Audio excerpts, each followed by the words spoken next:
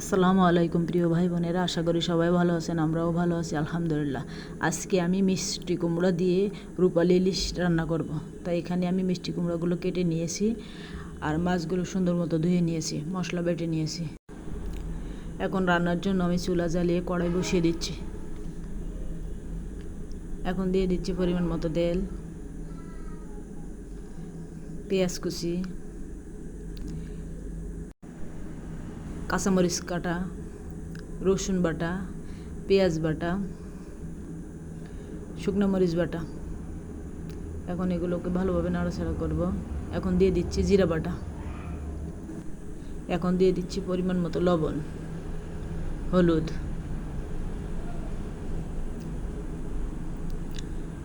এখন আর একটু এটা নাড়াচাড়া করে পানি দিয়ে দিব।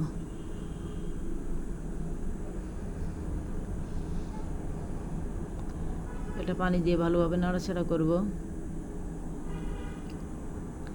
আমি মাছগুলো হালকা ভেজে নিয়েছি, এটা আবার মশলার ভিতরে দিয়ে কষাই নেব। এখন দিয়ে দিচ্ছি ভেজে রাখা মাছগুলো।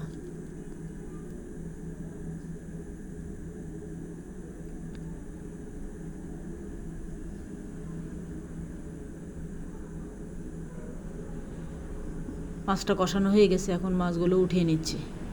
মাছটা কষিয়ে নিলে তরকারিটা বেশি মজা লাগে, মাছের স্বাদটা তরকারির ভিতরে চলে যায়। এখন দিয়ে দেব কেটে রাখা মিষ্টি কুমড়াগুলো।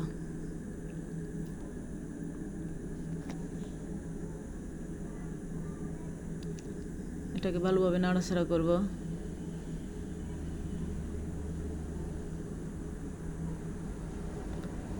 ঢাকনা দিয়ে রেখে দিচ্ছি। মিষ্টি কুমড়াটা কষানো হয়ে গিয়েছে।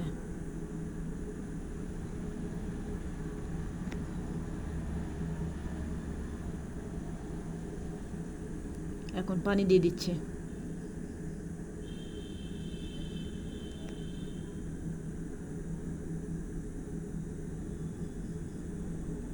এখন দিয়ে দিচ্ছি কষানো মাছগুলো।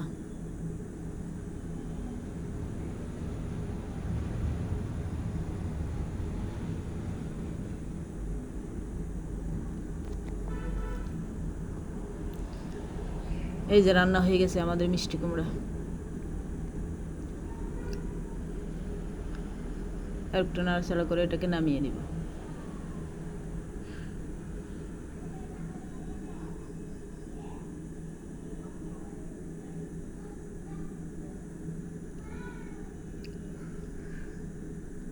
তা আমাদের ভিডিওটা কেমন লাগলো কমেন্টে অবশ্যই জানাবেন। ধন্যবাদ সবাইকে।